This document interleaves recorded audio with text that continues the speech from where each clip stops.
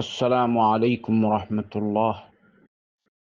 الحمد لله رب العالمين، وأصلي وأسلم على نبينا محمد وعلى آله وصحبه أجمعين وبعد। এই পোস্টটা এক ভাই দিয়েছেন, আমার কাছে খুব ভালো লাগলো, তাই সংক্ষিপ্ত আকারে পেশ করছি। পোস্টটা কি বলছেন? قال الحسن البصري رحمه الله: فساد القلوب متولد من 6 أشياء। 6টি কারণে মানুষের মন খারাপ হয়।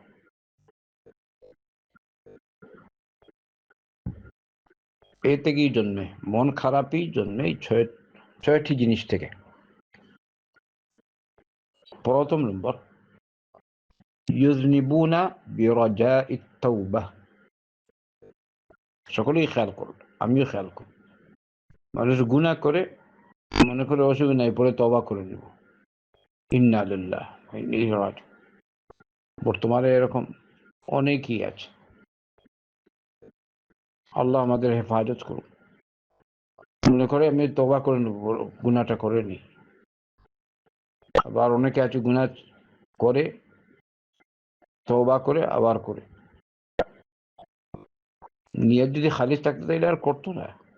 তবুও যদি কেউ করে, এটা আল্লাহর হাতে। কিন্তু আপনি যে এরকম গুনাহ করবেন, পরে তওবা করে নেব, আপনি কি জানেন পরে তওবার সুযোগ পাবেন? আমরা কেউ জানি তওবার সুযোগ পাবো? অথবা যখন গুনাহ করছেন, পাপে লিপ্ত, এই মুহূর্তে যদি আপনার মৃত্যু চলে আসে। আরেকটা হলো ওয়াতাআল্লামুনা আল ইলমা ওয়া লা ইয়ামালুনা বিহি। ইলম অর্জন করে কিন্তু আমল করে না। সব কথাই সঠিক। ইলম অর্জন বড় বিদ্যান, কিন্তু ভিতরে ঢুকুন, দেখবেন আল্লাহ আলাম আমল কতটুকু আছে।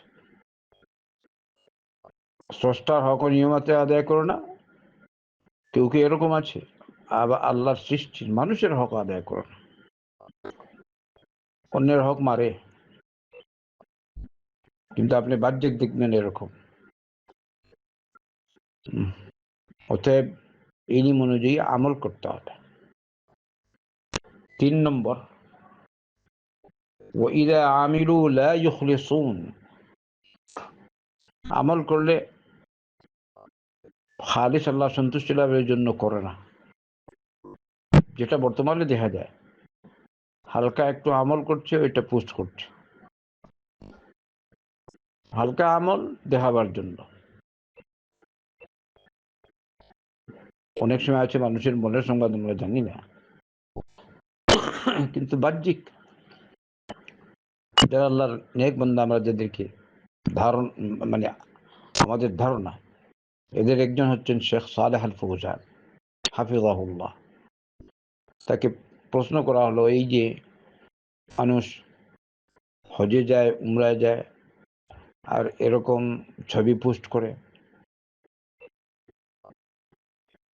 ছবি আমি হজে এসেছি, আমি তোয়াফ করে, আর ওটা লাইভ ছাড়ে।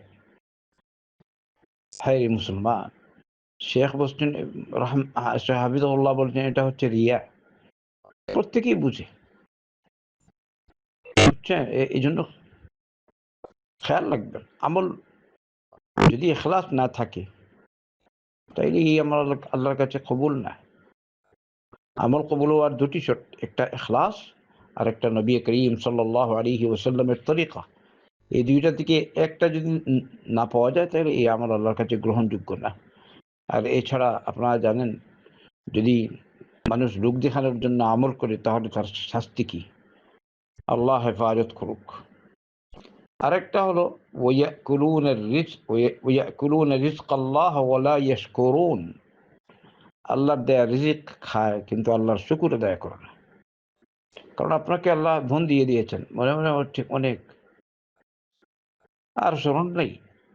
আপনার অনুভূতি হওয়া দরকার, যখন আপনি ভাত খান, যখন আপনি কিছু খান, যখন আপনি কোনো নিয়ামত উপভোগ করেন, এটা আপনাকে কে দিল?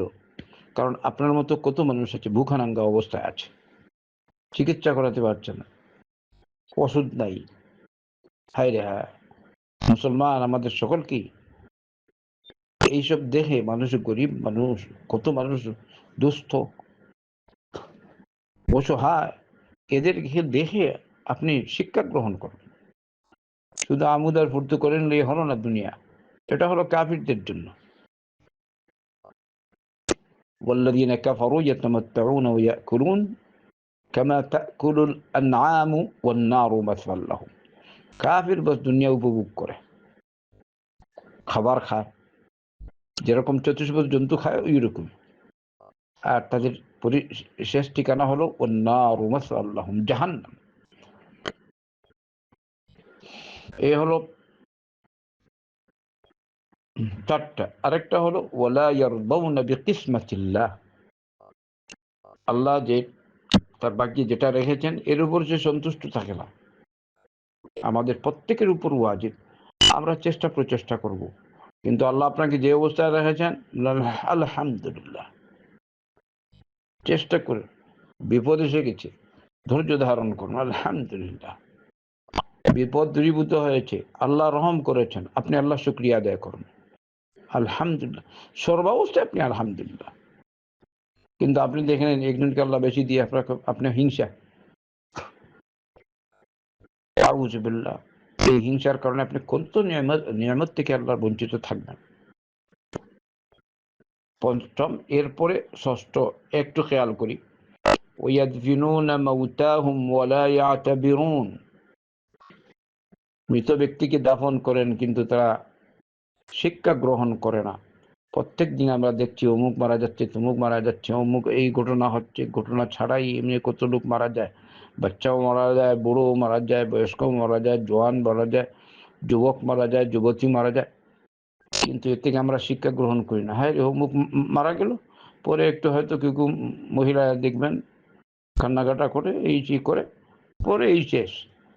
এ থেকে যদি আপনি ইব্রত হাসিল না করেন, শিক্ষা গ্রহণ না করেন যে আমাকেও একদিন যেতে হবে, আমি কি নিয়ে কবরে যাব, সেই আমার মৃত্যু হবে, সেদিকে আমাকে লক্ষ্য রাখতে হবে। যদি আমি আমার আমলের ইসলাহ করি, ইমান আকীদার ইসলাহ করি, তাহলে বোঝা গেল এর দ্বারা আমি ইব্রত হাসিল করছি। এই 6টি কথা ইমাম হাসান আল বসরি রহমতুল্লাহ আলাইহি, এত বড় বিজ্ঞান, বোঝা যায় তার কথাটা, তিনি যা বলেছেন সবই সত্য, সবই সঠিক। আপনি একটু খেয়াল করেন। অতএব আসুন আমরা সবাই নিজেদের আমলের ইসলাহ করি, আল্লাহর দিকে রুজু করি। আল্লাহ আমাদের সকলকে তৌফিক দান করুন। ওয়াসাল্লাল্লাহু ওয়াসাল্লাম আলা নবিয়িনা মুহাম্মাদিন ওয়া আলা আলিহি ওয়া সাহবিহি আজমাইন।